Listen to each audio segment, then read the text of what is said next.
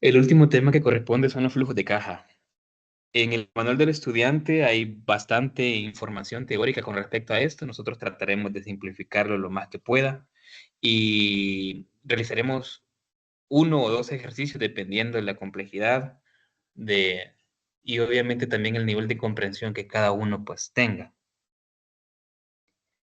Este también se considera una especie de estado financiero. Y a grosso modo, lo que nos indica es una entrada y salida de dinero, pero real. Por ejemplo, una depreciación es una pérdida de valor del bien, pero no necesariamente es una salida de dinero real. Sabemos que está perdiendo valor, pero ¿cómo sabe usted que está perdiendo valor? O sea, lo sabemos por lógica, ¿verdad? Porque el uso, el tiempo, el desgaste y todo eso hace que un bien pierda valor, pero usted está viendo literalmente que está perdiendo valor.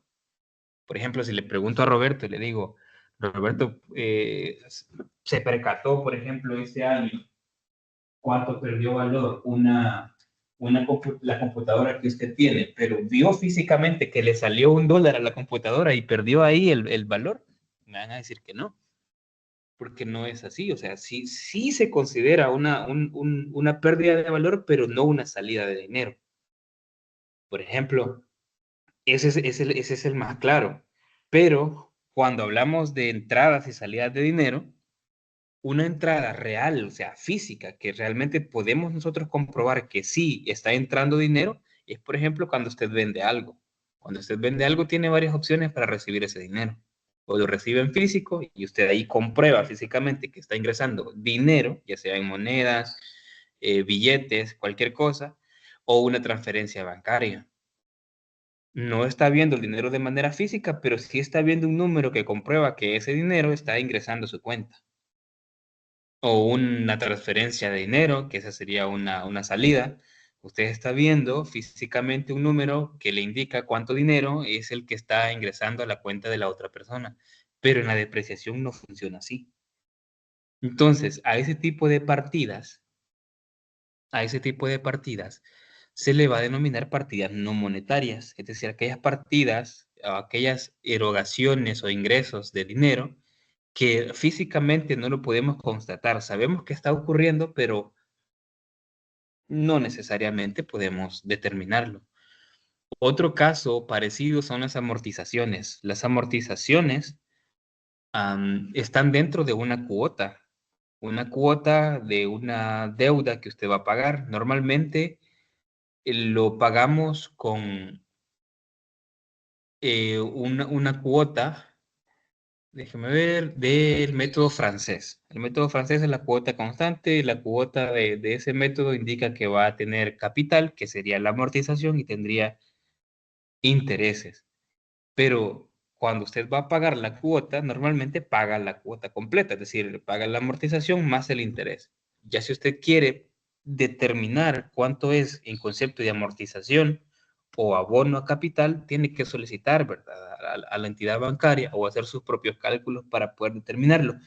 Pero en el momento de la operación, usted no determina físicamente esa salida de dinero. Entonces, ¿por qué estamos haciendo estas aclaraciones primero? Porque es lo primero que aparece en las dos líneas que ven acá en la pantalla. Nos indica que un flujo de caja son las variaciones de entradas y salidas de caja, es decir, o efectivo, en un periodo X para una empresa. ¿Por qué este estado financiero es útil para un proyecto de inversión? Porque justamente nos indica eso. O sea, cuando yo voy a invertir en algo, lo que quiero saber es, ok, ¿cuánto voy a desembolsar? Que esa sería la salida de caja o de efectivo. Y proyectando de aquí a futuro, es decir, desde el momento en el que yo invierta y ponga en marcha ese proyecto, ¿cuánto va a ser el nuevo ingreso? Porque actualmente ya tenemos unos estados financieros, que son los estados financieros previos, el estado de resultados, el balance general, que eso nos indican cuánto es la ganancia que tenemos al año. Por ejemplo, ¿qué estado financiero me indica eso? Es decir, cuánto es el beneficio que yo tengo en un año. ¿Qué estado financiero me lo indica de acuerdo a lo que hemos visto? Recuerden, ¿Me lo indica el balance general o me lo indica el estado de resultados? ¿En cuál de los dos ustedes pueden visualizar algo que diga utilidad de el ejercicio? ¿Recuerdan en cuál? Estado de Solo uno. resultado. En efecto, el estado de resultado es aquel que me indica cuál de los dos es el que me da la utilidad al final del ejercicio. Entonces, para yo saber del año anterior, porque este año pues no ha terminado, no tendría un estado de resultados completos, al menos tendría hasta 6 meses nada más. Para yo saber, por ejemplo, cuánto ha sido mi ingreso el año pasado, el 2023, el 2022, el 2021, pues tengo que remontarme al estado de resultados y extraer ese valor final. Pero en un proyecto de inversión no tenemos esos datos futuros. Entonces lo que debemos hacer es proyectar. Por lo tanto, nuestro flujo de caja se denomina flujo de caja proyectado. No lo menciona la lectura, pero lo que hacemos es tomamos un proyecto de inversión y lo que hacemos es, a partir de ese proyecto de inversión, proyectar todas aquellas ventas, todos aquellos gastos que tendremos de aquí al futuro.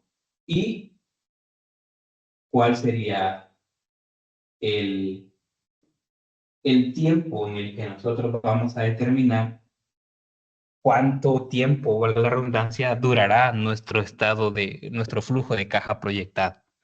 Dependerá pues del proyecto de inversión. Por ejemplo, si invierto en una maquinaria que vale que, póngale $200,000, no espere usted que en un año recupere la inversión. Entonces, dé un tiempo prudencial. ¿Cuáles son los tiempos que nosotros, bueno, al menos que yo recomiendo que lo hagamos, por lo menos lo que la ley nos indica en cuanto a la depreciación? ¿Cómo así? Por ejemplo, si vamos a invertir en un vehículo, sabemos que la tasa de depreciación es del 25% anual. Quiere decir que se va a depreciar en 4 años. Por lo tanto, mi proyecto de inversión, o sea, voy a evaluarlo de aquí a 4 años, hasta que ese vehículo cumpla la vida útil. Si voy a, por ejemplo, evaluar o la construcción de una edificación, lo ideal es evaluarlo de aquí a 20 años, porque como sabrán, la cuota de depreciación de un edificio es de 5% anual.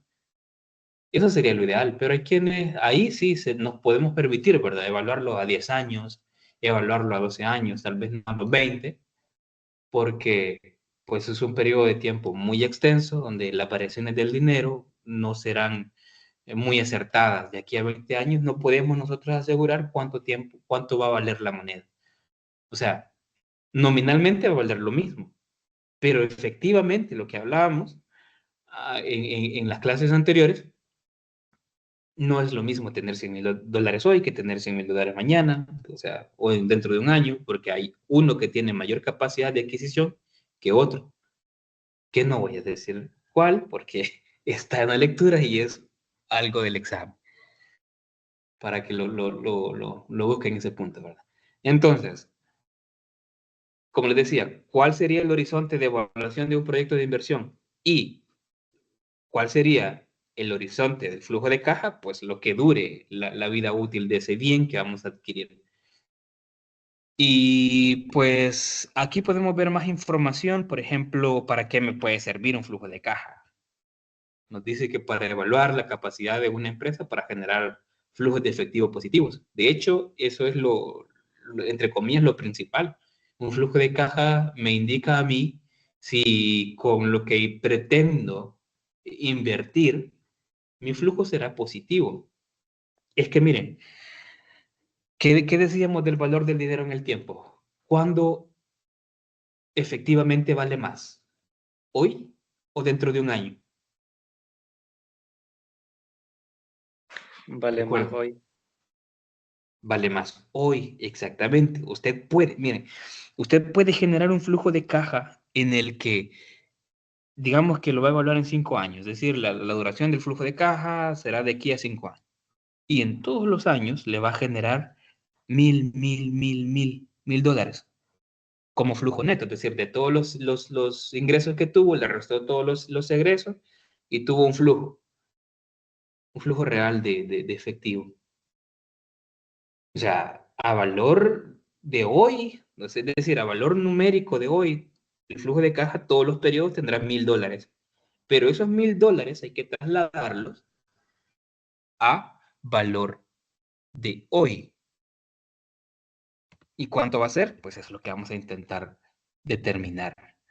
Vamos a saltarnos un poco la teoría porque básicamente lo que hemos estado hablando, pero como les decía, ¿verdad? Lo que nos indica la forma o el fin, mejor dicho, principal del flujo de caja es determinar si mi inversión va a ser rentable o viable, dependiendo, ¿verdad? Porque puede que sea rentable y yo gano un centavo, pero no es viable porque pues gano un centavo. Entonces, hay otros beneficios, sí, ¿verdad? Determinar, por ejemplo, si voy a tener más dinero del que tengo hoy o no, con ese dinero cuánto puedo comprar y ahí podemos ir sacando nuestras propias conclusiones. Ahora, los flujos de caja, los flujos de caja, como les mencionaba, debe tener una estructura basada en costos y beneficios futuros, porque como lo hemos venido mencionando, se supone que con invertir en algo, esperaría tener, por ejemplo, un costo y esperaría tener un beneficio. Si invierto en una maquinaria, uno de los costos que voy a tener presente puede ser, por ejemplo, el mantenimiento. No solamente el, el costo de la inversión inicial, que también hay que considerarse, sí hay que considerarlo, pero al final de cuentas debo pensar en todos aquellos elementos que van a estar involucrados desde que nosotros adquirimos un bien y lo vamos a poner en marcha dentro de un proyecto de inversión. Entonces, tanto los costos y beneficios, hablemos de costos como salida de dinero y los beneficios como una entrada de dinero, deben ser futuros. Por eso les decía que le vamos a denominar a este flujo de fondos o flujo de caja proyectado. ¿Cuál es la estructura general de este estado financiero? Es este. Debemos empezar con, con todos los ingresos que nosotros tengamos y a ese total de ingresos le vamos a restar el total de gastos o egresos para tener un flujo de efectivo. Este valor es el que andamos buscando para poder aplicar los indicadores financieros. ¿Qué otros aspectos podemos considerar? Por ejemplo, si observan acá la estructura de este flujo de fondos o de flujo de efectivo, que es lo mismo, el mes de marzo terminamos con 9,770. Por lo tanto, ese va a ser nuestro saldo inicial para el siguiente año. El efectivo final de un periodo será el saldo inicial del siguiente. En el primero, pues ahí determinaremos el periodo anterior, el beneficio que tuvimos en el periodo anterior. Así funciona. La cuestión es determinar todo esto y hacerlo en una estructura correcta. Ahora, ¿nosotros vamos a generar algo similar a esto? Sí, lo vamos a considerar nosotros en base a años, porque, como ya habrán notado ustedes, la mayoría de bienes que ustedes están tomando en cuenta dentro del proyecto que cada uno lleva, el mínimo de depreciación es 2 años. Por lo tanto, el mínimo de un flujo de caja debería ser 2 años. Ahora, ¿qué pasa si yo tengo diferentes elementos o diferentes bienes? Digamos que uno se deprecia en 2 años, otro en 4 años. ¿Cuál va a ser la duración de mi flujo de fondos o de flujo de efectivo? Pues la depreciación mayor. Si yo tengo un bien que se deprecia en 2 años y tengo otro bien que se deprecia en 5 y ambos están en el mismo proyecto de inversión, entonces mi flujo de efectivo debe durar 5 años. Y lo que va a pasar es que al momento de colocar la información acá dentro del flujo de fondos, lo haré por separado. Es decir, habrá un bien que ya, por ejemplo, los últimos 3 años no aparecerá la depreciación. Solo aparecerá la depreciación del bien que dura más tiempo. Ya iremos viendo esa forma de colocarlo. Muy bien. Necesito que tengan listo un archivo en Excel, por favor, y empezaremos a trabajar una estructura, la estructura que tendríamos nosotros en nuestro país, El Salvador, porque lo que vieron en el manual del estudiante es como la estructura genérica, pero por ejemplo, ahí falta una salida de dinero, entre comillas, que es la reserva legal. Y esa es una partida no monetaria, porque la reserva legal es un dinero que yo técnicamente estoy apartando de mi empresa por si ocurre alguna eventualidad. Por ejemplo, ¿qué tal que vaya a quiebra? Entonces, la reserva legal me sirve para solventar gastos referentes a la quiebra de la empresa. Muy bien, entonces, si los que tienen, por favor, computadora, en este momento necesito que abran un archivo en Excel. Ahorita voy a presentar qué es lo que estaremos trabajando y lo iré explicando. Primero lo voy a explicar y luego ustedes lo van replicando. Permítame, voy a buscar el archivo también. Y ya comparto.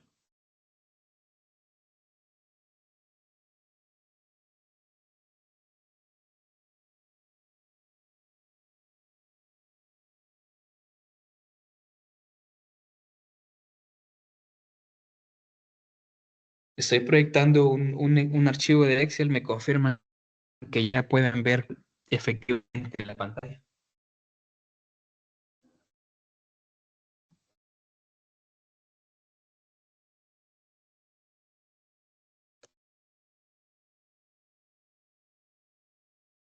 Sí, ya se visualiza. De acuerdo. Entonces, primero explicaré la estructura de manera genérica y luego replicaremos este ejercicio. Vaya, recordemos que em, las cantidades o los valores que nosotros vayamos a colocar, perdón, en este flujo de caja, tienen que ser en función ¿cómo se llama? Del proyecto. ¿Cómo así? Por ejemplo, nosotros normalmente tenemos cierta cantidad de ventas. Digamos, vamos a hacer una nueva hoja. Digamos que nosotros tenemos normalmente, ¿verdad? Digamos, desde 2020 hasta 2024, déjenme ver si... No, no va a copiar. Sería...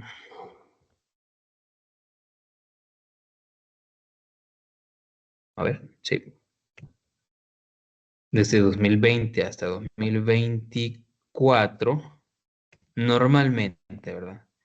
Tendríamos nosotros unas ventas. Hablemos ahorita de unidades, de X producto.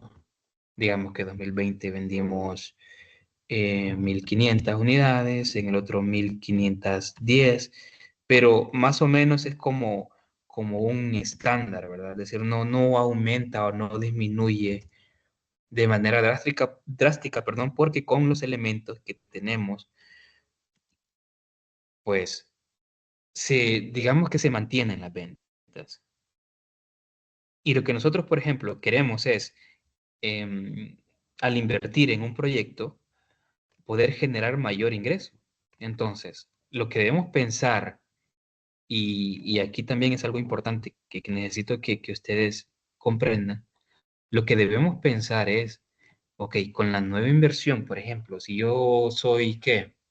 Una empresa que vende pasteles y esa es la cantidad que yo vendo, y al invertir en una nueva sucursal, por ejemplo, o en un nuevo horno que haga más pasteles, de manera más eficiente, es decir, voy a poder aumentar la producción, digamos que esta es la producción,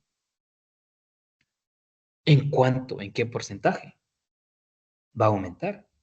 Es lo que debemos determinar. Y eso lo dice el proyecto. Vaya, por ejemplo, ¿cuál es digamos, asumamos que estas ventas es la misma capacidad instalada actual. Es decir, yo tengo una capacidad instalada de 1000, por aquí vamos a colocar la capacidad instalada actual mejor. Instalada. Digamos que tengo un horno nada más. Es de 1515. Yo sé que esto es poco, ¿verdad? Vender 1500 pasteles es muy poquito al año, pero para ejemplos prácticos, digamos que la capacidad instalada, no sé si alguien le puede dar admitir a aquellos que vayan ingresando, por favor, porque ya que no puedo estar moviéndome entre pantallas. Bueno, entonces, supongamos que la capacidad instalada actual de la maquinaria es de 1515 unidades, es decir, que acá nunca habrá una cantidad mayor a 1515, sí menor, dependiendo de la demanda, pero no mayor. Entonces, con la nueva máquina, ¿a cuánta llego? Con el nuevo horno, ¿a cuánta llego? Entonces, digamos que el horno actual es lo máximo que puedo fabricar, pero voy a comprar uno más que tiene capacidad para 1000 más. Por lo tanto, vamos a colocarle ahí, entre comillas, más 1000 unidades. Por lo tanto, la nueva capacidad será de 2515 unidades.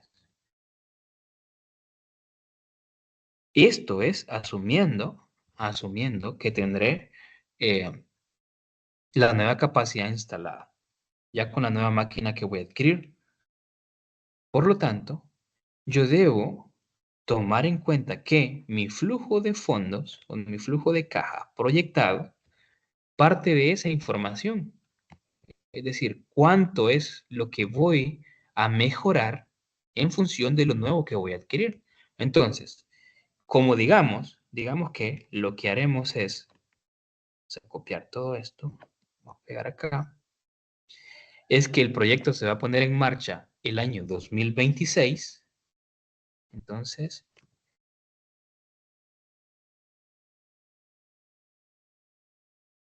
todo mi flujo de caja, y digamos que lo voy a hacer a 5 años independientemente que se deprecie la maquinaria en 2 años, o en 3 años, o en 4 años, lo haré para ejemplificar en este momento. Entonces, la nueva capacidad instalada va a ser máximo 2515. Entonces, yo voy a proyectar a partir de 2026, digamos que hago mis estudios de mercado, entonces aquí ya entra una investigación previa. Entonces, esa investigación hay que hacerla, ¿verdad? Hay que hacerla, hay que determinar con instrumentos, pues, verídicos cuánto serían, digamos, las ventas que estarían aumentando. Porque el hecho de que usted compre una maquinaria y tenga una nueva capacidad instalada, no quiere decir que inmediatamente va a vender las 2515. No necesariamente sea así. Entonces usted viene, según un estudio, se dice, vaya, para el primer año, que sería 2026, vamos a llegar a las 1600. Esa es la meta. Entonces usted se coloca o se empieza a proyectar desde que va a poner en marcha el proyecto, cuánto es lo que usted espera. 1620, por ejemplo, 1600, 1700, 1800. Entonces usted aquí empieza a generar todo aquello. Entonces esto que está viendo usted que estoy colocando en este momento es lo proyectado. Entonces con la nueva máquina, esto es lo proyectado. De acuerdo a la nueva capacidad, en los periodos previos no podía porque pues no daba para más y de hecho para eso es el proyecto, para poder pues mejorar la capacidad de ventas o la cantidad de productos que puedo vender. pero hay que hacerlo con sentido común, como les mencionaba. El hecho de que ya tenga una nueva capacidad instalada no quiere decir que el primer año que pondré en marcha tendré como ventas 2.515. No, aquí es donde entra ese estudio previo que hay que hacer. Hay que hacer un estudio de mercado, hay que preguntar, hay que tomar el dato histórico, hay que hacer proyecciones. Si no queremos hacer un estudio de mercado, que sería, digamos, lo ideal para poder determinar la aceptación del cliente, vayámonos a los datos históricos, a estos datos históricos. Apliquemos un método de pronóstico. Apliquemos un método de pronóstico. Por ejemplo, el promedio móvil simple. Promedio móvil simple. El promedio móvil simple me indica a mí, en base a datos históricos, cuántos sería el aumento que tendría con respecto a otro año. Digamos que n va a ser igual a 3. N igual a 3, es decir, está aquí, ahí está. Es decir, que tomaré 3 periodos previos para determinar el siguiente. Y así de manera sucesiva. Hagamos un pequeño ejercicio. Igual, el promedio de estos 3. Cerramos paréntesis ahí. Y este sería el valor que yo tomaría para acá, miren. Y así de manera sucesiva. Es decir, en base al histórico, yo tomaría y colocaría los valores. Esa es una forma de poder también determinar eso, ¿verdad? Pero esto sería, entre comillas, el pronóstico real para, por ejemplo, 2026, 2027, 2028, y así iría hasta 2030. Pero acá he colocado valores, pues, que tienen, digamos, entre comillas, más sentido, porque si bien es cierto, este es el pronóstico, acá yo le sumo la meta, porque, o sea, debo invertir en publicidad, debo invertir en todas esas estrategias de marketing o de ventas que me generen esta meta. Entonces, aparte de que me indica, mire, para el siguiente año, pues aumentará un poquito nada más. Entonces ya me empiezo a plantear cuál va a ser mi estrategia para llegar a una meta X. Porque de nada sirve invertir e intentar vender esta cantidad que, por ejemplo, este promedio móvil simple me ha dicho que voy a vender para 2026. Porque no, es muy poco. Entonces, se comprende que debemos determinar en cierta medida con el nuevo proyecto cuál sería nuestra nueva venta o nuestro nuevo ingreso por venta o por servicios, dependiendo de qué es lo que queramos invertir. Probablemente no sea de un bien que genere otro bien o un producto, sino que genere un servicio. Por ejemplo, los barberos, los que tienen una barbería, compran las máquinas para cortar cabello, todas esas otras cosas que necesitan para generar más cortes. Entonces, lo que yo colocaría aquí sería la nueva cantidad de cortes en función de la cantidad actual que tengo. Es lo que deben determinar. Si es una impresora, la que voy a comprar, porque yo me dedico a la fabricación de bolsas con cosas impresas, ¿cuál sería entonces mi nueva cantidad de bolsas a imprimir? Es lo que debo hacer, lo que debo determinar. Así que lo que ustedes están viendo acá en la pantalla es todo lo que tiene que ver, todo lo que tiene que ver con el proyecto de inversión. Para este ejemplo nos dice que es un proyecto de comprar equipo de reparto.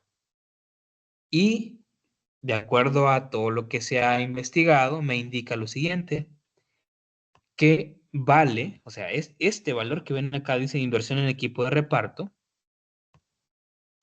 sale de lo que ustedes ya tienen, de un presupuesto inicial donde determinaban cuánto valía el bien y determinaron a qué proveedor se lo van a comprar. Entonces ya saben cuánto vale. Pero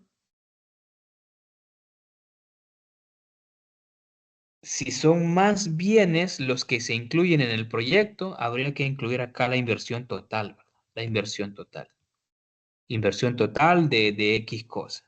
Inversión total de no sé qué. O sea, todo lo que vayan a incluir en este nuevo equipo de reparto. Llamemos equipo de reparto, por ejemplo, un vehículo nuevo. Un vehículo nuevo para repartir X bienes. Y debemos determinar el financiamiento nuestro, cómo lo vamos a hacer para este proyecto. Es decir, si tendremos fondos propios, si tendremos una amortización, o perdón, una cuota, un préstamo que vamos a estar pagando, etcétera, etcétera.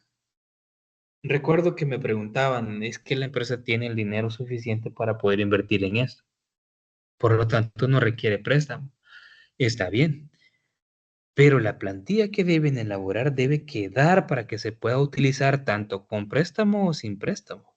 Que ya vamos a ver que varía dependiendo ese aspecto en específico. Entonces, ¿qué es lo que vamos a extraer nosotros? Todos los datos necesarios para generar nuestro flujo de caja. Vamos a extraer el valor de la inversión. Vamos a determinar cuánto va a ser el porcentaje de financiamiento, si va a ser 0%, si va, por ejemplo, si hay 0% de financiamiento, quiere decir que acá, se observan, la tabla de amortización no existe. No voy a pagar nada. No pagaré absolutamente nada. Pero si, por ejemplo, el 100% del producto, si aquí lo ven, es lo que voy a prestar, entonces a partir de ahí voy a empezar a pagar una cuota. Esa cuota tendrá intereses y tendrá capital. Y este capital es la amortización. ¿Pueden hacer ustedes esto? Sí, pero recomiendo hacerlo como lo aprendimos, ¿verdad? Insertando una hoja o una solución de hoja de cálculo y ahí colocamos la parte de amortización. ¿Y qué tocó, Ujú. disculpen, qué tocó para que le variara? Porque al principio parecía saldo inicial 00 y luego tocó otra cosa, entonces aparecieron las cantidades que están ahí. Ajá, la plantilla está hecha de la siguiente manera. Acá, por ejemplo, donde dice financiamiento, coloco 100%, indicará acá que el valor del préstamo será el 100% de la inversión. Si acá le coloco que es 0%, quiere decir acá que no tendré un préstamo. Solo es que está enlazada. De hecho, la fórmula, pues, le daré clic, es multiplicar el porcentaje de financiamiento por la inversión inicial. Por ejemplo, si prestaré la mitad del dinero, es decir, la mitad de 25,000, solo digito 50% y aquí me aparecerá 12,500. Entonces, todo lo demás se calculará en base a ese valor. Como ya está programado, está programado. Ok, Inge, Eh, gracias. ujú. Entonces, ahí solo determinamos el porcentaje que estaré prestando. Luego, aquí determinaré el plazo de préstamo o del crédito, 5 años, 6 años, aquí ya depende de cada uno. Eso sí, dependiendo de lo que yo coloque acá, por ejemplo, digamos que es 3. Entonces mi plantilla terminará en 3, en el año 3. De hecho, creo que termina aquí. Aquí terminó. Y a partir de acá, como sí está programado, son valores negativos, ¿verdad? Año 4, año 5, etcétera, etcétera. Pero si ven en la imagen, solo se calculan 3 años. Año 1, veamos, año 2 y año 3. La plantilla está funcional en este sentido. Si coloco 6 años, pues me faltará un año, porque esta plantilla estaba específicamente para 5 años. Si revisamos el último acá, me aparece con saldo. ¿Por qué? Faltaría hacer un año más. Entonces es de dejarlo estandarizado de cierta manera. Y listo. Aquí colocaríamos la tasa del préstamo. que nos van a generar el banco. Nada más que aquí, ustedes previamente tienen que hacer una comparación de dos bancos. De hecho, la tarea significativa les pide eso, que comparen el banco A y el banco B, que busquen, por ejemplo, si presto $5,000 en el banco A, cuál sería la tasa, y hacen toda la tabla de amortización. Si presto $5,000 en el banco B, cuál sería la tasa, y hacen toda la tabla de amortización, y luego elegimos en ¿cuál vamos a elegir? Pues en el que pagaremos menor interés. Esa debe ser como la base para poder elegir. Una vez que hemos elegido el banco, entonces esa tasa del banco elegido es la que colocaremos aquí. Si fue el Banco Agrícola, ahí lo colocamos. Luego aquí colocamos el valor de rescate o valor residual de esta máquina o de los bienes que ustedes vayan a elaborar o a utilizar en su proyecto de inversión. ¿Podemos generar un valor de rescate general por todos los insumos que vayamos a consumir? Sí, les decía, sí y solo sí.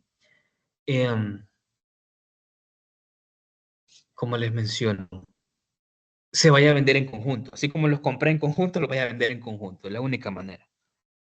Y aquí establecemos la vida útil del proyecto, la vida en la que voy a estar evaluando el proyecto. Por ejemplo, haré una pequeña aclaración. Si el plazo de 3 años y la vida útil es de 5 años, lo que ocurrirá es esto.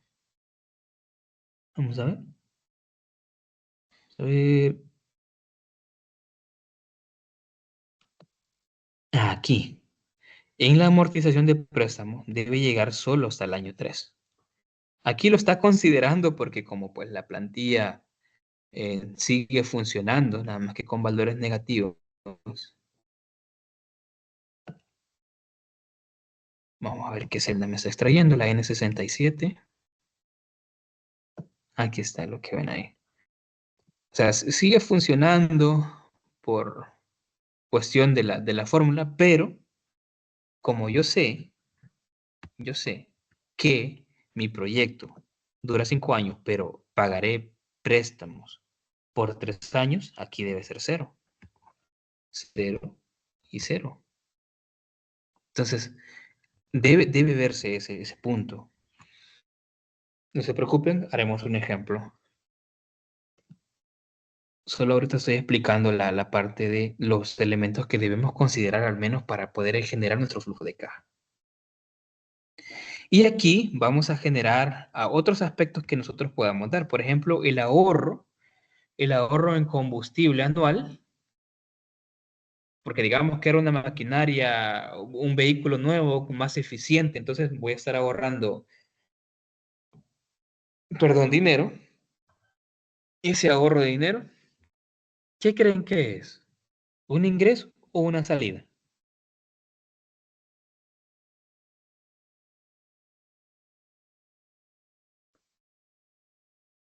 ¿Cómo lo podríamos considerar? ¿Un Un ingreso o ingreso. una salida? Es un ingreso, entre comillas, es un ingreso. Esta es una partida no monetaria y partida entre comillas, ¿verdad? Una partida no monetaria, porque si bien es cierto, es un ahorro de dinero, técnicamente es un ingreso. Pero como es un ahorro, yo no puedo, o sea, no es como que vaya a la gasolinera, mire, como el vehículo es nuevo, ahorra $10, tome los $10. No, no, no me van a dar ese dinero así. Sé que va a existir ese ahorro, pero no de esa forma. Entonces lo vamos a considerar como un ingreso. Si la maquinaria tendrá, por ejemplo, mantenimientos, eso será un egreso y eso hay que considerarlo. Si dice, por ejemplo, aquí dice mantenimiento preventivo anual, quiere decir que esos 437.50 estarán presentes todos los años, todos los años. Si acá dijera, por ejemplo, o el fabricante, usted le dice, mire, tiene que ir cada 2 años a un mantenimiento, a un chequeo, y le cuesta tanto. Si dice cada 2 años, entonces vengo en mi flujo de efectivo y voy a buscar la parte de mantenimientos. Por aquí, mantenimiento, que es una salida de dinero. Y este sí, este no es una partida no monetaria, porque este sí voy a pagar por él. Ahora, si me dice el mantenimiento está incluido, Como está incluido con la compra del bien, entonces no tiene sentido que lo coloque en el flujo de caja porque no es una partida que deba considerar. Pero regresando al tema, vamos a suponer que me dicen, mire, tiene que ir cada 2 años después de haberlo comprado a un mantenimiento y le cuesta $500. Entonces, ¿qué va a pasar aquí? Si es cada 2 años, entonces este año será de 0 y acá será 500. El siguiente año será de 0 y el siguiente será de 500. No sé si me compran. Entonces, dependerá de las características de los tipos de gastos o ingresos que nosotros vayamos a tener y las condiciones que obviamente nos den o que nosotros podamos determinar. Vale, entonces digamos que esos serían como los aspectos generales. Y luego aquí, en esto que ven acá, dice proyecciones con el proyecto, es decir, con la nueva herramienta de reparto, con el nuevo vehículo de reparto. Ok, asumamos que estamos en 2022, ¿verdad? En 2023, estas serían mis nuevas ventas. Como tengo mayor capacidad para estar distribuyendo producto, mi venta aumentará a 7,000. Aquí no aparece el histórico, o el de 2022, o el de 2021, no aparece, aquí ya solo aparece el proyectado. No aparece lo que hicimos acá, no aparece esta, que sería como el histórico hasta el año actual. Y aquí sería lo proyectado. Esto es lo único que aparece. Eso. Y me dice, 2024 tanto, 2025 tanto.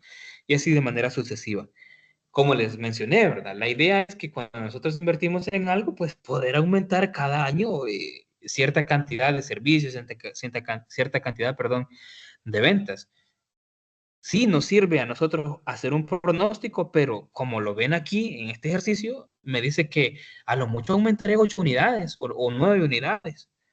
Entonces, no tiene sentido. Entonces ya empiezo yo a generar todas aquellas estrategias para poder decir, vaya, si es muy poquito lo que dice el pronóstico, entonces meterle a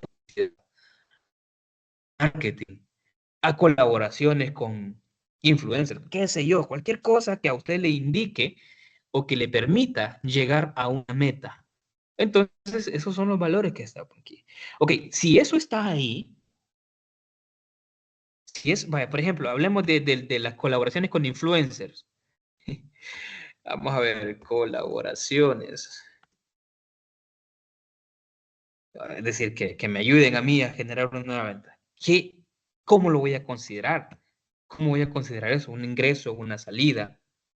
Por varias razones será una salida. Pero ¿cómo lo vamos a considerar? Vamos a ver acá. Las ventas, sí, la colaboración con influencer es para poder vender. ¿Dónde lo podríamos colocar? Veamos. Costo variable, depreciación de maquinaria, costos fijos de operación, gastos financieros, gastos ordinarios, otros ingresos. Podríamos generarlo como otros gastos o literalmente colocarle colaboraciones pagadas o marketing pagado o qué sé yo, cosas que sean pagadas para incrementar ventas. Y si es para incrementar las ventas, es mi costo de venta. Ya iremos trabajando un ejercicio, no se preocupe. Pero esta colaboración, como para los influencers, yo lo puedo considerar como un costo de venta. Por ejemplo, para el año 1, para el año inicial, y no va a estar presente todos los años. Así que eso, ¿verdad? Entonces aquí determinamos las proyecciones. Si tenemos el valor sin IVA, lo colocamos sin IVA. Si no, pues el valor que tengamos, ¿verdad? Ese es el que vamos a colocar.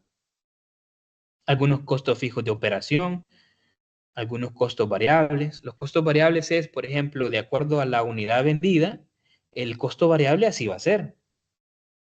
Es decir, el costo variable se aplica a la unidad. Si yo vendo 7,000 unidades y cada unidad tiene un costo variable de 10 centavos, entonces eso. Ah, con siguientes años sabemos que va a ir que todo va más caro, entonces mi costo variable aumenta, pero también puede ser estándar. Pero la cantidad de comparación al año 2023 y 2024 será diferente, porque lo que estoy haciendo, como lo ven en la fórmula, es multiplicar el costo unitario variable por la cantidad vendida. Y como la cantidad vendida no es lo mismo todos los años, va a variar. Por eso se llama costo variable. En cambio, este costo fijo de operación tiene que ser, entre comillas, un valor ya preestablecido. Aquí dice 1500, 1650, podrán decir por qué no es un valor preestablecido. Lo que estamos asumiendo en este caso es la parte de la inflación, ¿verdad? Que todo va más caro. Pero aquí, este 1500 indica que si yo fabrico 7000 para el año 2023 gastaré 1500, pero si fabrico 6000 también gastaré 1500. Entonces, este es valor fijo por año, es decir, independientemente de la cantidad que yo vaya a vender o producir, será el costo que tendré ese año. Aquí no es en función de las ventas ni nada, o sea, aquí es en función de que ese año, por ejemplo, el arrendamiento me va a costar esto, el siguiente año esto. Ah, pero como el arrendamiento es fijo, entonces yo diría que esto fuese fijo. En el caso de que ese valor fuese arrendamiento, el que esté considerando. Pero si estoy considerando también la luz, el teléfono, todo eso, que digamos que Internet, por ejemplo, que normalmente es una cuota, hay que determinarlo. Pero lo que quiero llegar es que este valor determinado, por ejemplo, para 2026, independientemente fabrique las 9317 o 9000 u 8000 o cualquier valor, siempre va a ser 1815. Y algunos otros gastos ordinarios, llámense gastos ordinarios, por ejemplo, papelería, cualquier cosa que normalmente, porque ahí lo dice, que es ordinario, que utilicemos para la operación. Y teniendo esos valores, comenzamos a estructurar nuestro flujo de fondos. Si ven, esa estructura es muy distinta a la que está en el manual del estudiante. Lo que pasa es que la estructura del manual del estudiante me indica que un flujo de fondos debe tener ingresos y debe tener egresos. Y la resta de el ingreso menos el egreso me dará el flujo de fondos. Pero ya en nuestro país nos piden otras salidas de dinero que debemos considerar independientemente invirtamos o no. Por ejemplo, el impuesto sobre la renta, por ejemplo, la reserva legal. Todo eso hay que considerar. Ahora, y es una salida de efectivo. Pero si ven aquí, este se parece al estado de resultados.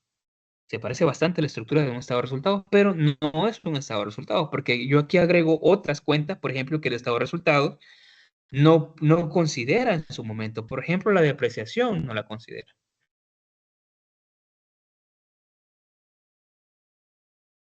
Así que eso. Entonces, cuál es la estructura que recomiendo? Esta es la estructura que recomiendo. ¿Cómo va a estar estructurada? Por por cada año que dure el proyecto, debemos ingresar con ventas o en su defecto, algo que se llama ingresos. Es decir, no necesariamente es ventas. Entonces, ingresos le podemos llamar, ¿verdad? Por ventas o ingresos por servicios o venta de servicios. No importa cómo usted le quiera denominar, pero la primera fila es el ingreso.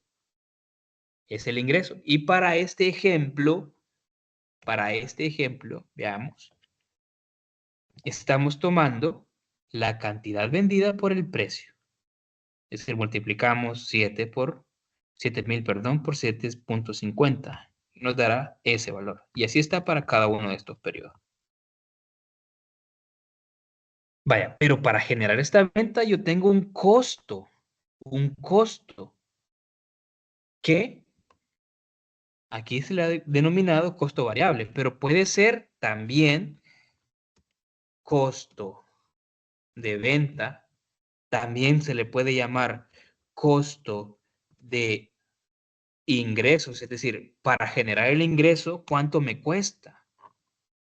Y aquí, por ejemplo, lo que hablábamos, aquí está costo unitario variable. Digamos que la empresa dice que para vender Para vender una unidad en el 2023 se determina un costo variable de 10 centavos. Para vender una unidad en 2024, un costo variable de 13 centavos, así hasta finalizar.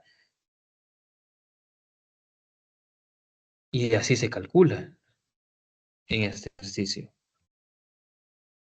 Ah, pero hablemos de lo de los influencers, ¿verdad? Yo lo puedo considerar como un costo de venta también, digamos para el mes inicial. Y el mes inicial me cobraron $2,000 por una publicidad.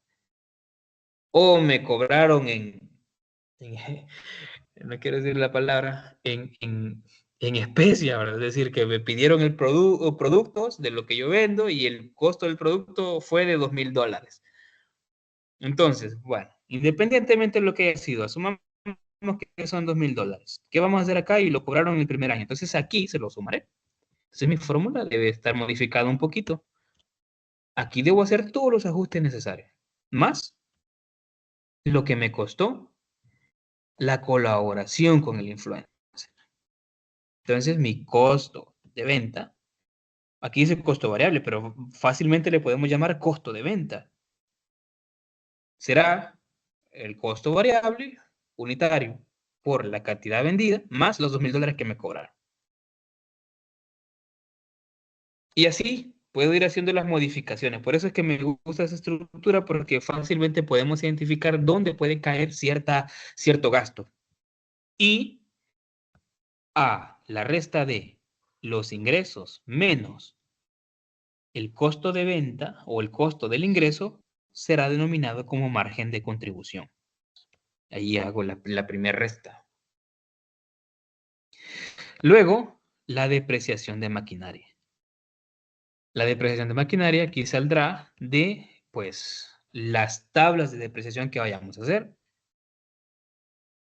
También, como esto tiene que ver ya con la maquinaria, aquí mismo le agrego la parte del costo del mantenimiento preventivo. Entonces, ¿qué es lo que vamos a hacer para determinar la utilidad bruta? Sería el margen de contribución menos la depreciación de maquinaria, menos el mantenimiento preventivo. Y eso dará como resultado la utilidad bruta. Ok, ahora le voy a restar a la utilidad bruta el costo fijo de operación. Tal cual ustedes ven ahí, utilidad bruta menos costo fijo de operación, obtendré como resultado la utilidad operativa. Es decir, después de todo lo de operación, ok, operativamente gano tanto, hasta el nivel operativo. Ya después entra toda la parte financiera, gastos financieros, obligaciones que tenga, ¿verdad? Previamente hablando, otros gastos ordinarios, y si voy a tener otros ingresos. Y esta será la utilidad antes de reserva e impuesto. ¿Cómo se calcula? A la utilidad operativa le restamos gastos financieros, le restamos gastos ordinarios y le sumamos otros ingresos, porque su nombre lo indica, ingreso, no lo podemos restar. Luego venimos y aplicamos la reserva legal del 7%. Creo que la ley, no recuerdo el artículo, eh, creo que la ley indica que normalmente para las sociedades, con la ley, me refiero, si no estoy mal, a la ley del impuesto sobre la renta, ahorita no, se me ha escapado, pero nos indica que para sociedades la reserva legal es del 7%. Y creo que para empresas de responsabilidad limitada, creo, no recuerdo, es del 5%, pero manejemos el estándar nosotros de 7%. Entonces, ¿qué vamos a hacer? ¿Cómo calculamos la reserva legal? A la utilidad antes de reserva e impuesto le aplicamos el 7%. Y a esa utilidad antes de reserva e impuesto le restamos lo que acabamos de encontrar de reserva legal y me quedará la utilidad antes de impuestos únicamente, porque ya le quitamos la reserva. Luego aquí calculamos el impuesto sobre la renta. Si observan, a la utilidad antes de impuestos le multiplicamos el 25%, que eso indica el impuesto sobre la renta. El impuesto sobre la renta tiene dos porcentajes, o es 25% o es 30%. ¿Cómo vamos a determinar? cuándo es cada uno de ellos, lo determinaremos por el nivel de ingreso. Si el año en el que estoy trabajando no supera los $150,000, es decir, $150,000 o menos, el impuesto sobre la renta es 25%. Si supera los $150,000 de ingreso anual, el impuesto sobre la renta será del 30%. Veamos. Si lo observan en las primeras tres columnas, ahí como lo pueden ver, está multiplicado por 25% porque no supera, o sea, tengo que ir a verificar la primera fila, no supera el $150,000 a partir del año 4, ahí sí, entonces le aplico el 30%. Entonces venimos y decimos que la utilidad del ejercicio proyectada será igual a la utilidad antes de impuesto menos el impuesto sobre la renta. Así haré cada uno de ellos. Ok, todo esto que ven aquí, reserva legal, depreciación de maquinaria, ahorro de combustible anual y la amortización de préstamos, son partidas no monetarias. ¿Y cómo vamos? Y las volvemos a colocar acá. De hecho, la reserva legal, ven que ya estaba aquí. La depreciación de maquinaria está perdón, arribita. Ahorro de combustible ahí arribita. Y amortización de préstamos, sale de la tabla que vemos acá. Entonces, ¿qué está pasando aquí? Uy, antes de llegar, esa es en la siguiente sesión, ya al aplicar los indicadores. ¿Qué es lo que está pasando en este momento? A esto, miren, a la utilidad del ejercicio proyectado, le vamos a sumar la reserva legal, la depreciación de maquinaria, el ahorro de combustible anual y le vamos a restar, no se les olviden, restar la amortización de préstamo. ¿Por qué hacemos esto? ¿Por qué hacemos esto? Miren, hablemos de la reserva legal, fue una resta. Hablemos de la depreciación de maquinaria, fue una resta. De hecho, aquí lo podemos comprobar. Pero como les dije al inicio, estas partidas físicamente no las podemos comprobar. O sea, el ahorro de combustible, yo sé que me ahorraré eso, pero físicamente no cuento con ese dinero. La depreciación igual, yo sé que pierde valor, pero físicamente no puedo ver cuánto es lo que está perdiendo valor. O sea, solo puedo hacerlo un cálculo y ya. Pero en este momento que estoy utilizando la computadora, no puedo ver que de la computadora sale 1 centavo cada segundo. Porque físicamente no lo podemos comprobar. Entonces, ¿qué hacemos? Esas partidas que sabemos que existen no deben afectar nuestro flujo de fondos, porque técnicamente no es ni un ingreso ni un egreso. Se consideran sí para efectos de elaborar el flujo de caja, sí, lo vamos a considerar. Pero debemos tener en cuenta de que si arriba yo resté una partida no monetaria, aquí abajo al final lo voy a sumar. A excepción de la amortización de préstamo, que esta sí va restada. Como lo pueden observar ahí. Quiero mostrarles otro ejemplo y me indican si pueden ver la otra página. Estoy mostrando ahorita un Excel que dice taller KMSADCB. No sé si pueden ver esa o todavía están viendo la anterior. Estamos viendo el anterior. Muy bien. Voy a volver a proyectar porque les quiero mostrar esto de la partida no monetaria.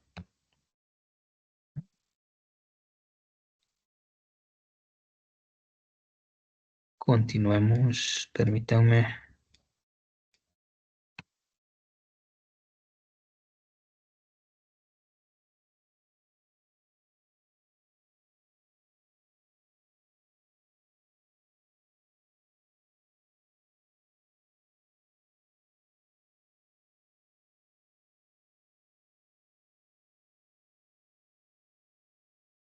Ahora sí,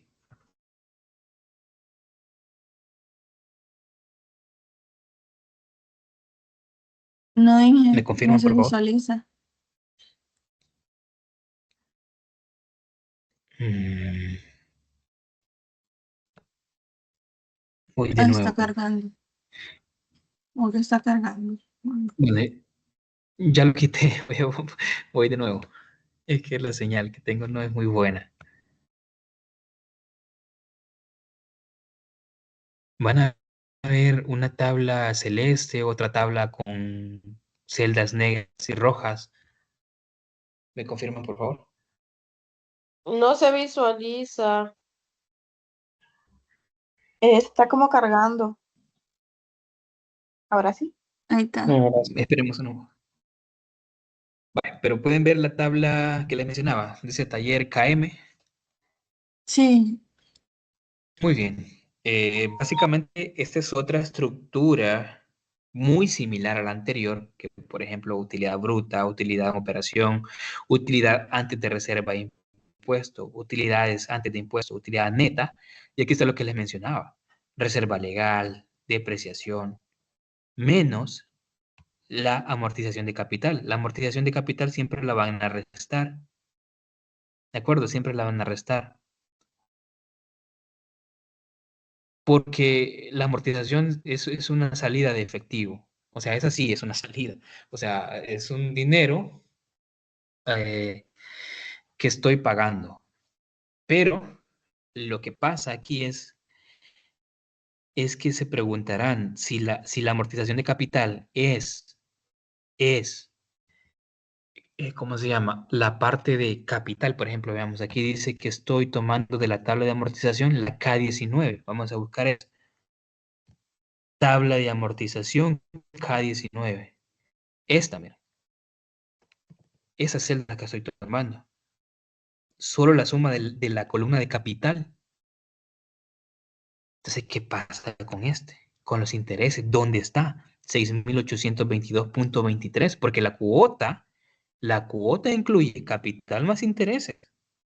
Pero este valor, ¿dónde está? Vamos a ver. 6.822 y fracción. Esa debe estar en algo que se llama gastos financieros. Aquí está, miren. Gastos financieros. Entonces, lo que hacemos es dividir la cuota en dos. Por eso es necesaria la tabla de amortización. Dividimos la cuota en dos. En uno que se llama interés, la columna de intereses, la otra columna que es la de amortización. Entonces, en gastos financieros colocaremos aquí el muy pago de intereses. El muy pago de intereses. Y en amortización de capital colocaremos el muy pago a abono a capital.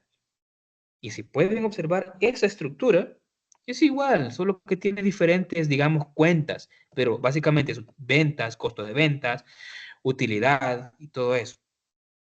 ¿Y por qué es importante hacer un flujo de fondos? Porque depende de la modalidad también que nosotros querramos aplicar para nuestro proyecto. ¿Cómo así? Este ejercicio que ven aquí tiene tres formas de evaluar un proyecto. Por ejemplo, si lo hago de contado, son las mismas cuentas, solo que no tendré, por ejemplo, gastos financieros. Entonces no lo coloco. No tengo, bueno, aquí se borró la fila, pero no tengo amortización. Entonces, como no tengo esas cuentas, pero sí tengo lo demás, al final me dice, sabemos lo siguiente, que el valor actual neto o valor presente neto, que es lo mismo, es de 58.000 y fracción. Ah, pero si vengo a financiar, me dice que de esta, financiado no me conviene. Y si es leasing, por ejemplo, leasing es como una modalidad de arrendar un equipo y después comprarlo a X valor. Me da este. Entonces, sí influye que yo pague con mi propio dinero, sí influye que yo pague con dinero prestado y sí influye, por ejemplo, una modalidad como el que están viendo que se llama leasing. Y eso básicamente. Así que hoy vamos a aprender a cómo generar este em, flujo de fondos. Como hoy debemos dejar finalizado, pues el tema está incluido los indicadores, porque si observan, después de cada flujo de fondos están los indicadores. Aquí están los que vamos a considerar. Valor presente neto o VAN y TIR. Vamos a comenzar. Muy bien. Abriré un nuevo archivo y trabajaremos sobre esa base. Siempre haré algún paso y ustedes, los que tengan computadora a la mano, por favor, me van siguiendo. Daré siempre el espacio para que lo vayan completando. Solo espero que esto me permita abrir un nuevo archivo porque no aparece. Permítame un momento en lo que carga la computadora. Ah, pero mientras carga, ¿verdad? Por ejemplo, este es otro proyecto de inversión. ¿Y qué ven acá? Son diferentes bienes. Miren. Y no solo bienes, sino que servicios también. Voy a comprar elevadores mecánicos, por ejemplo, para X cosas, para un taller. Ah, y voy a comprar, por ejemplo, una maquinaria para diagnóstico eléctrico. Voy a generar una cabina nueva para poder pintar y tendré equipos varios. Entonces, básicamente aquí lo que extraigo es todo lo que ustedes ya investigaron, o sea, todos los bienes que van a utilizar en el proyecto. Le coloco precio unitario y precio total. Y este valor que ven aquí, donde dice total, es mi inversión inicial. Y si observan aquí, no está, pero aquí es el periodo cero o año cero en el que coloco la inversión inicial. Vamos a ver. Inversión inicial, $500. Ah, aquí no está la inversión inicial porque como se supone que todos estos los voy a arrendar, entonces no, yo no gasto en esto. Yo sé que vale eso, pero no lo gasto. Pero en el financiamiento sí debe existir. Ahí está, miren, 65,500, que es el costo total, como que si yo lo adquiriera. En el leasing no existe esa inversión inicial porque todo me lo van a arrendar y lo que voy a pagar es una cuota de financiamiento o de arrendamiento, que de hecho lo podemos comprobar aquí. Vamos a ver. Cuota de arrendamiento. Aquí está. Aquí debe aparecerme la cuota de arrendamiento. Que debe salir de acá. Una cuota de arrendamiento, solo que no está enlazada, pero aquí está la cuota de arrendamiento, es la que se va a extraer para ese campo. Muy bien. Ahora sí creo que carga. No carga, sigue sin cargar. Quiero abrir un nuevo archivo, pero no quiero cerrar lo que ya tengo. Hoy sí. Muy bien. Vayamos abriendo un archivo de Excel. Todos, por favor, y comencemos. Dejaré de transmitir la pantalla anterior para transmitir el archivo nuevo. Y solo me confirman, por favor, en unos minutos, cuando puedan observar la pantalla de un archivo en Excel en blanco.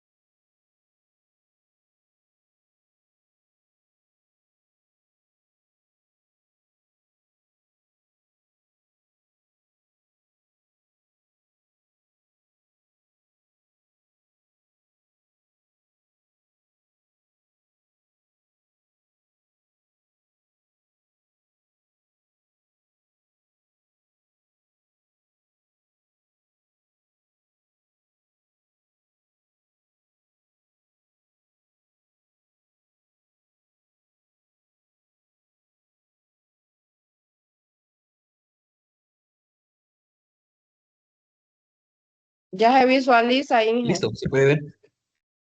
Perfecto, gracias. Muy bien. Vamos a preparar, vamos a preparar porque esta es básicamente la plantilla final. Esta es la plantilla final, la última, entre comillas, herramienta que nos va a servir. Ok, ¿qué necesitamos? ¿Qué necesitamos para aplicar o generar un flujo de fondos? Primero, necesito que exista hojas o una hoja que se llame depreciaciones. Recuerden, eso es lo primero que les mandé que hicieran, que aplicaran la depreciación a los bienes, porque necesito esto. Y necesito otra hoja que se llame amortización, sea independiente que lo use o no la empresa. Necesito esa parte de amortización. Y después necesitaré ya la última hoja que será la de flujo de caja o flujo de fondos o flujo de efectivo. Ahí no se vayan a estresar porque algunas veces le llamo flujo de fondo, flujo de caja, flujo de efectivo. Normalmente tengo esas tres palabras siempre presentes, pero tengan en cuenta de que se hace referencia a lo mismo. Entonces, haré un ejercicio desde cero, asumiendo que tengo un proyecto de inversión con diferentes bienes. ¿De acuerdo? Así que vamos a hacer lo siguiente. Vamos a suponer que yo tengo los bienes siguientes. Voy a copiar uno existente solamente para ejemplificar ese punto.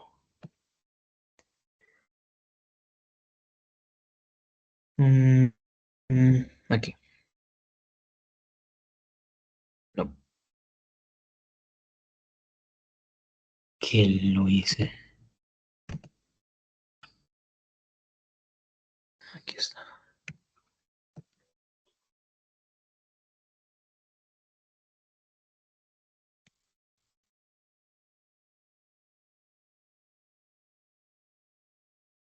Vamos a tomar como ejemplo el último archivo que vieron y haremos unas pequeñas modificaciones para adaptarlo a la parte de la tarea significativa, perdón, que se lleva. Agregaré una nueva hoja que le voy a llamar inversión inicial. Y aquí voy a pegar lo que acabo de copiar.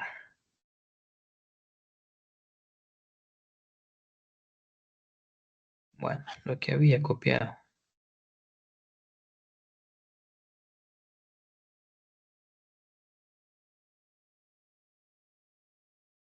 Qué difícil es trabajar en una computadora que no es la de uno. Ahí está.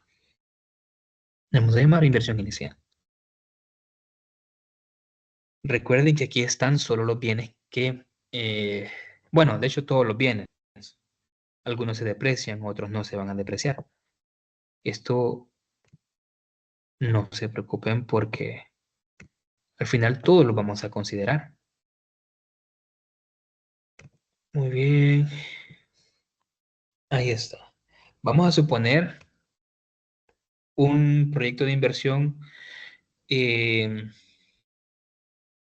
más o menos como este.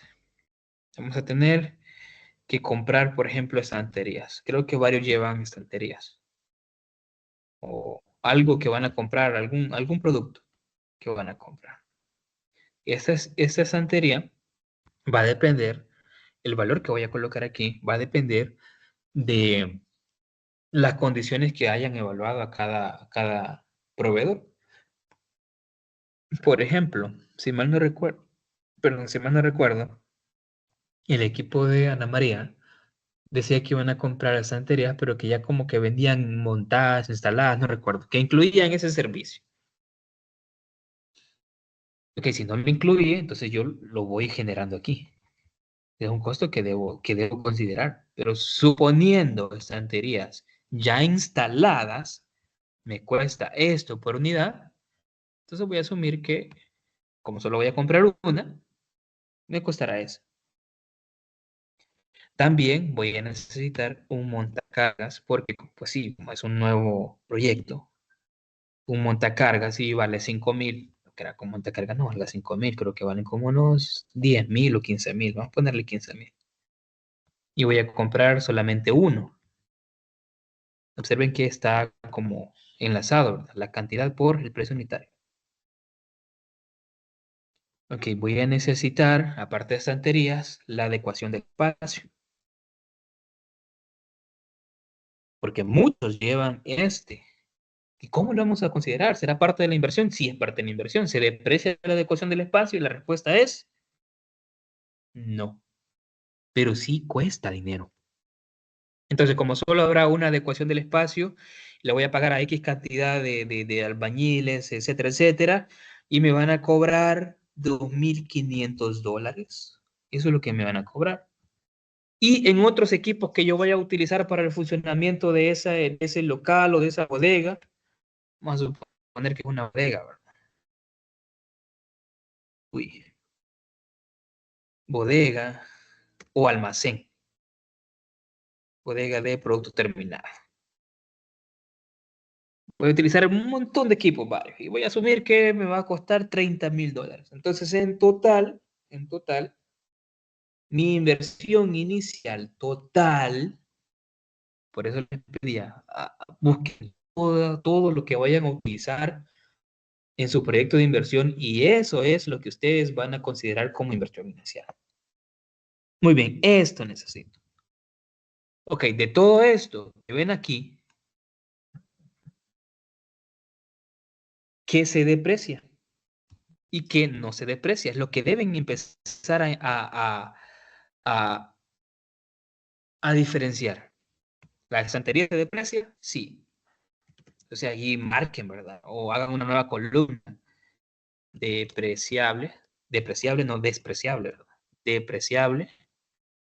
Aquí marcan sí, sí, no, sí. Asumiendo que estos bienes, repito, estos equipos varios, son otros bienes. Bajo la categoría, Una según la ley, consulta, otros Inge. bienes. ¿Sí? En este caso que nosotros vamos a utilizar camiones de volteos que ya son propios de la empresa para movilizar lo que es el vehículo, tendríamos que ponerle el precio unitario de ese vehículo como tal. Ustedes van a utilizar un camión, dicen, para movilizar qué cosa. La grava, Inge, Entonces para la ese calle. sí sí lo deben considerar. Si el bien no está depreciado, hay que tomar en cuenta el valor del bien a depreciar. Pero si ya lo tenemos Hay que, si ya tenemos depreciado, pues sí se le pone. ¿No? vaya, vaya, me refiero, el vehículo, o sea, me refiero, el vehículo contablemente, ¿sigue depreciándose o no se sigue depreciando? Y se sigue depreciando. Entonces, como ellos ya tienen ese cálculo de que se está depreciando actualmente, lo que voy a tomar es la depreciación que ellos ya tienen. Es decir, como no es un proyecto nuevo, es decir, no es un producto nuevo, sin embargo, lo voy a considerar.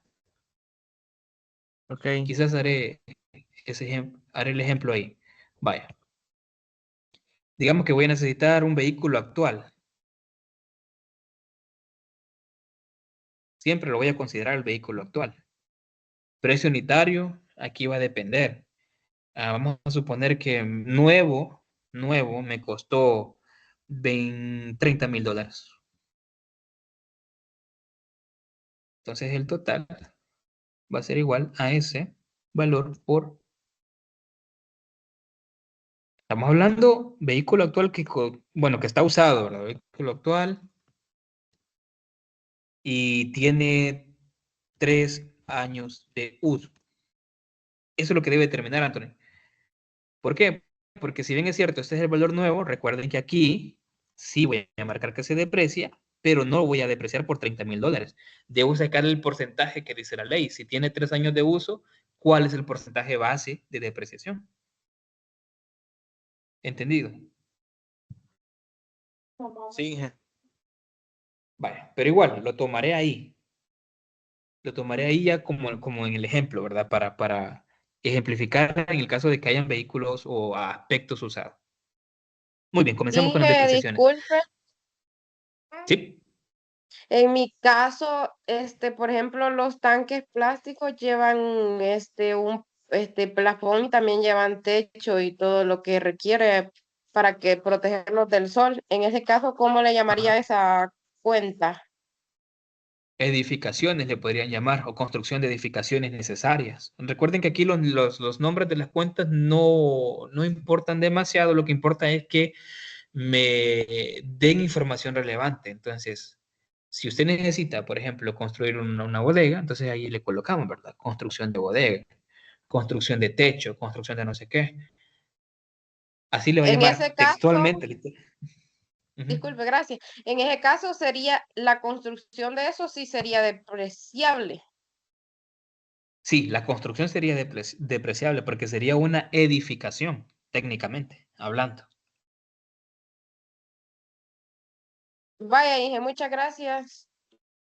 Muy bien. Ahora, con este ejemplo, continuemos. Ahora, en la parte de depreciación, es que de hecho donde dice inversión inicial, o ustedes pueden llamarle de otra manera, o en la hoja de depreciación, hay que hacer esta. Voy a llevarlo para acá. Miren, yo ahorita lo estoy llevando solo para no estar moviéndome entre hojas, ¿verdad? Técnicamente ustedes no deberían estar haciendo esto, sino que solo lo dejan directamente allá, donde dice la inversión inicial. Vaya, aquí, porque lo necesito para elaborar las tablas de depreciación. Muy bien, ya sabemos que es depreciable y que no es depreciable. Entonces la cuestión es, ok, ¿son iguales? Es decir, la estantería, según la ley, ¿qué clasificación es? ¿Será maquinaria y equipo? ¿Será edificación? ¿Será otros bienes? ¿Será vehículo? ¿Cómo lo categorizamos? Otros bienes. Exacto. Entonces hay que hacer eso. Otros bienes para no irnos perdiendo en el desarrollo de esto y sabiendo que como son diferentes tipos de bienes, tendrán diferentes tipos de depreciaciones. Otros bienes, montacargas sería maquinaria y equipo. A ver, creo que este sí. Maquinaria y equipo. Adecuación de espacio. ¿Se deprecia? Sí, no, ya dijimos que no, ¿verdad? Vehículo actual se deprecia, exacto, se deprecia como vehículos. Muy bien. Y equipos varios, pues, otros bienes. Otros bienes. Ahora, aquí hay dos que son otros bienes, entonces estos los podría yo agrupar. Y hay uno que es maquinaria y equipo y hay uno que es vehículo. Entonces, por ejemplo, marco otros bienes con un color. Recuerden que esta es la guía que tengo para elaborar las tablas. Y maquinaria y equipo será otra tabla. Y vehículos otra tabla. Por lo tanto, para este ejemplo, tengo sí o sí 3 tablas de depreciación diferentes. No puedo hacer una sola tabla de depreciación. Y esto es a lo que me refería en la clase. ¿Puedo agrupar? Sí. Sabiendo que esos bienes que voy a agrupar los voy a vender en conjunto. Y es lo que voy a asumir en este momento. Voy a asumir que la estantería y los otros equipos varios puedo venderlos en conjunto. Voy a asumir, ¿verdad? Voy a asumir. Técnicamente en la vida real no funciona así. Pero para ejemplos prácticos lo haremos de esta forma. Entonces, elaboremos la tabla de depreciación.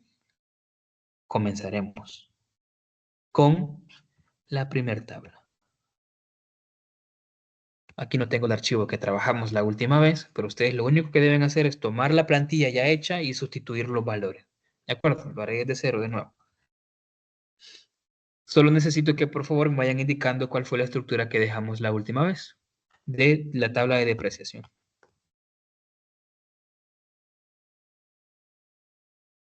Creo que mencionaba el periodo. Período, cuota, depreciación acumulada y el valor en libro. Gracias. Depreciación acumulada y valor en libros. Muy bien.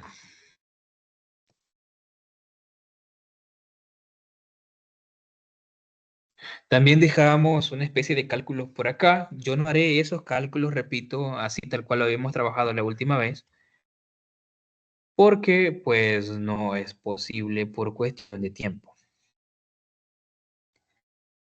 Muy bien. Si esos otros bienes, ¿cuántas filas debe tener la tabla? 3. 3, incluyendo periodo 0. Muy bien. Vamos para acá, periodo 0, periodo 1, periodo 2. Listo. La cuota de depreciación, bueno, quizás sí voy a ejemplificarlo para que no nos vayamos perdiendo. Aquí aparecía, creo que otros bienes, si mal no recuerdo, que era la categoría otros bienes, y a la par, pues, ¿cuál era el bien? En este caso sería estantes, estante y varios. Uy, ¿dónde está? Es decir, que aquí he agrupado los estantes y los artículos varios, o los equipos varios que ven aquí, que digamos no caen dentro de la otra categoría. Para que no nos confundamos, porque aquí dice equipos varios, porque puede caer bajo maquinaria y equipo, le voy a llamar artículos varios, estante y varios. Muy bien.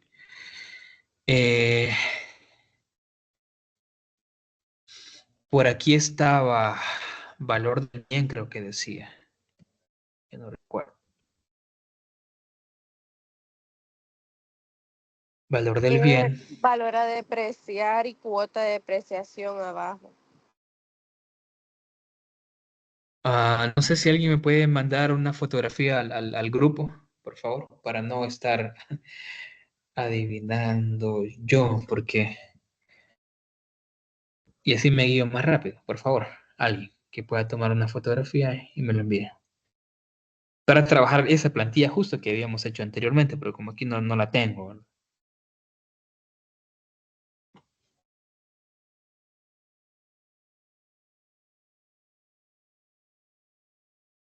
Gracias, Daniela. Muy bien. Valor a depreciar. No tengo valor base. Muy bien. Valor a depreciar. Ahorita lo corregimos.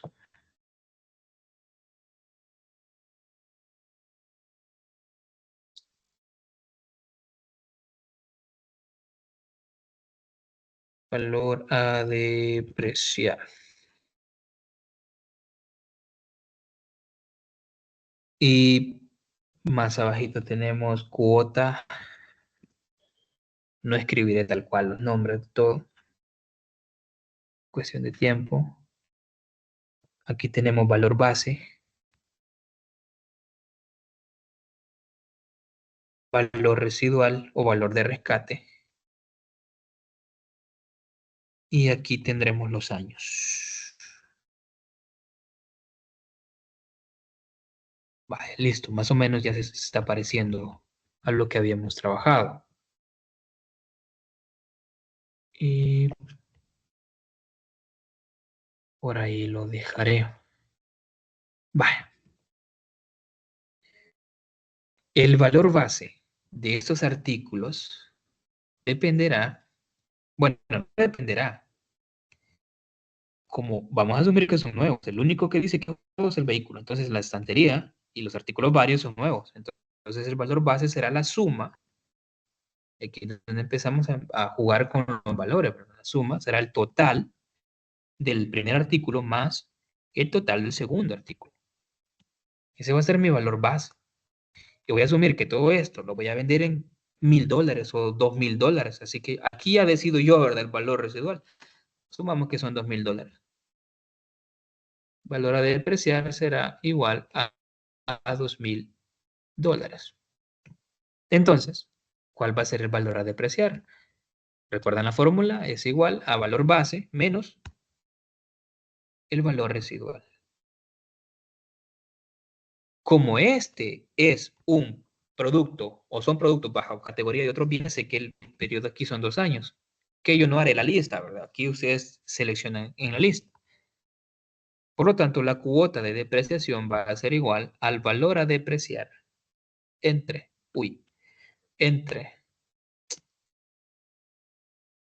los años. Y esa cuota es la que traeré para acá. Es igual a perdón, en el periodo 0 recuerden que no hay valor. Igual a y esto sería igual al anterior. La depreciación acumulada para el periodo 0 es de 0. Y aquí sería igual a este valor, que sería 16,750 más el acumulado anterior, me dará pues la depreciación acumulada y aquí solo arrastran fórmula. Esta, donde dice depreciación acumulada del último periodo, debe coincidir con el valor a depreciar. Y acá debe aparecerme en 0. El valor en libros será el valor a depreciar. Igual, del periodo 1, el valor en libros anterior menos la cuota actual. Y solo terminamos con esto. Esta mismo se va a aplicar a otros bienes, a maquinaria y equipo. Así que vamos a copiar. Uy. Vamos a receso. Vamos a receso. Nos vemos aquí a las 9. No me había percatado de la hora.